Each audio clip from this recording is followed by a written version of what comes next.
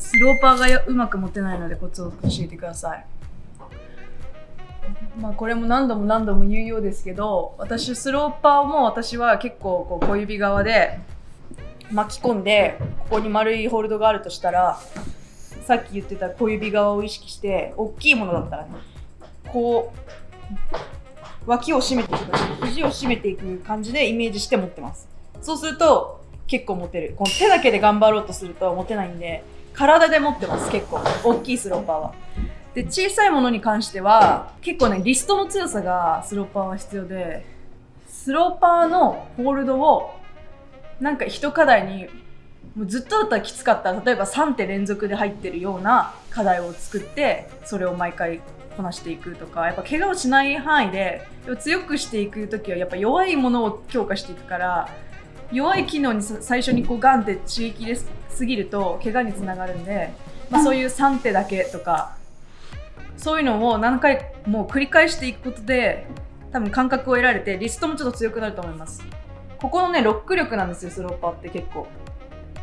で、私はスローパーを結構こう指を開いてガッて持つことが多くて、私手が結構割と大きめだっていうのもあるんですけど、私はこうやって結構スローパーがあったらこうやってガッてもう持つんですよね、指を開いて。なんでかって、この全方向から力をかけて、こうどっち左右こう上下コントロールできるから、私はこの持ち方が好きで、スローパー大体こう持つんですけど、大きいスローパーはさっき言ってたような抱え込むってこういうこと。肘をこう中に入れて持つ持ち方だったり、手だけで持つんだったら、私は指を開いて、でここをもう動かさない、持ったら動かさない、ここロック。そうすると動けるんですよ。これをこうね、効かせてこようってするとスローパーって持てなくて、一回こういい場所をこう持ったら、もういい場所をずらさないようにロックしてあげて、体だけこうやって動いていくと持ててるような感じ、持てるっていうことになるのかなと思います。手ちっちゃい人は指広げても持てないから、やっぱこう逆にキュッとちっちゃくして、ここの一点に力をかけるイメージで持ってる人が多いなっていうふうに私は感じます。なんかこの大きいホールの中でも、この小さい部分にポイントを当てて、ここにグーって力をかけることで登れる。だけど結局こう広げるにしても小さめにするにしても、持ったらそこをロックするっていうのが結構スローパーはいいんじゃないかなって思います。でもこのスローパーにガス飛んでいくにしてもそう、一回こう押さえたら、これをこうやって持とうとしても持てないから、持ったらもうここをロックして、そこからこう体を動かしていく、こうっていうイメージをすると持てますと思います。小指を使えるようにするには何を意識したらいいでしょうっていう人がいる。でもこれも本当人それぞれなんで、私結構小指長いんですよ。人差し指と同じぐらいあって結構長い方なんで、小指も使いやすいんですけど、小指が短い人はやっぱ小指あっても届かないっていう人、やっぱ私の友達にもいっぱいいて、そういう人は使ってない。逆に言うとこっちの3本がめちゃくちゃ強いから、逆にこうやって小指を曲げてこっちの3本で登れるぐらいこっちが強いっていう人が多いんで、絶対にこっちを使った方がいいってわけでもないとは思います。母手を保持するためにどんなトレーニングをしていますか？トレーニングはしていません。母手もね、結構スローパーと一緒で、やっぱ母手ってこうやっぱ大きいし、箱型とかになってると持つっていう概念じゃない。そもそもこう指を曲げて持ってるっていうよりかは、そこにこうフィットさせて、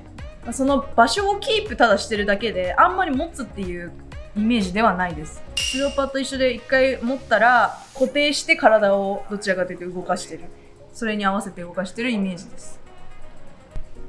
傾斜の強い壁がなかなか登れません。アドバイスよろしくお願いします。傾斜の強い壁がなかなか登れません。傾斜の強い壁はね、でも結局は、ホールドの保持の仕方にしてもそうですけど、やっぱその練習あるのみなので、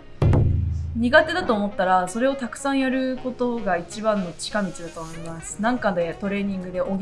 のもありだけど、やっぱり強傾斜が苦手なら強傾斜をたくさん毎回ジム行ったらやるようにしたりとかして慣れていくのが、実際にその壁で実践的にやりながら必要な筋肉がついていった方が無駄なトレーニングして対応するよりはいいと思いますね。登ってる途中で疲れてくると腕に力が入っています。コツや持久力のつけ方が知りたい。持久力のつけ方は知りたいけど、持久力に関しては私すごい苦手分野だから思うんですけど、やらないとほんとつかない。これこそまさに頑張ってやり込めば、逆に言ったらすごく一番分かりやすく出るんじゃないかなって思うんで、登ってる途中で疲れて腕に力が入ってしまいます。いいんですよ、入っても。別にもう登れればいいから何がダメとかはないと思うんですけど、ただその持久力をつけるためにはもうほんとやり込むべきだと思います。私はリードがすごく苦手ですけど、やっぱやり込んでったら最初よりは頑張れてる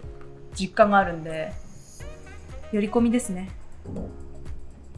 リーチ的にどうしても届かない時ってどうすればより届くようになりますか？横にも上にも斜めにもやっぱ行くんで、そこでのこの距離の出し方っていろいろあるので、そのパターンによって考えてほしいんですけど、大体はやっぱりホールドばっか意識すると手ばっかの意識で足が結構押せてないっていうパターンが多いのかなっていうふうにまず一つ思う。初心者の方にクライミングを教えるときによく言うんですけど、最初ってこうやって腕を曲げすぎて次に行くのにこういうことがすごく起きてると思うんですけど、距離を出すのって結局じゃあこれをどうやって解決するのって言ったら、腕を伸ばしてて曲げてなくても足をこう伸ばすだけで届かなかったホールドにもう届くんですよね。腕曲げてないのに足をちょっとこういう動きをしてあげただけで届かないホールドがもう届いてるから、足の意識ってすごく大事。実は次を取りに行くにしてもやっぱ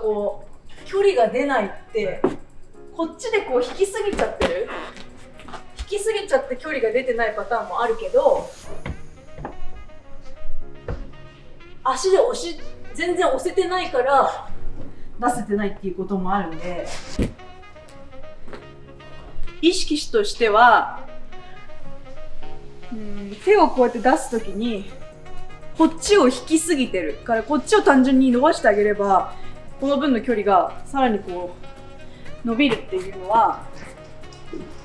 あるし、あとこの曲がってる足をさらにこうやって伸ばしてあげて、手を伸ばしてあげればさらにもっと先に行けるし、例えばアンダーとか持ってるんだったらアンダーなんてなおさら、膝がもう完全に曲がってたらもうこれ以上はもう距離出ないから、しっかりと上げてあげて引いてあげて胸を張った状態でこう焼けば、こうなってる距離感とはやっぱ全然違う距離が出るんで、そういうところかな。距離の出し方、トーフックとヒールフックのコツをじゃあ言うか。これができないってなったらそこだけを見るのは分かるんだけど、多分もっと体全体で何でも考えた方がよくて、結局何を保持して引けてるのって結局ここだけの問題じゃなくて、こいつが機能してこいつが機能してこっちが機能してって全部機能してるからホールドを持って引けるっていう動きが成立してるわけで、だからヒールフックにしてもここのかかとのここの問題、足首とここの問題だけを考えてもやっぱり解決はしなくて、例えばこのホールドにヒールフックをかけるとしたら、もちろん角度としてこうやってかけるよりはこうやってかけれてた方がいいです。結構ね、ヒールが苦手な人ってこうなんかこう真下にこうやってかけてる人が多かったりするんですけど、こっちのかかとのこの側面、外側のこの辺でかけると力も入るし、次が動きやすい。この辺